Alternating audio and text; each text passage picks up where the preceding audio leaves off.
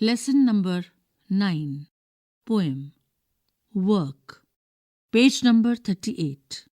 I am a tailor, making clothes. Stitch, stitch, stitch, my needle goes.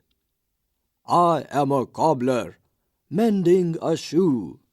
Tat, tat, tat, it is just like new. I am a traffic policewoman. I stand just so, telling cars to stop, telling cars to go. Page number 39. Let's try this. 1. Imagine that you are a policewoman or a cobbler or any of the people in society. Say, what do you do? 2.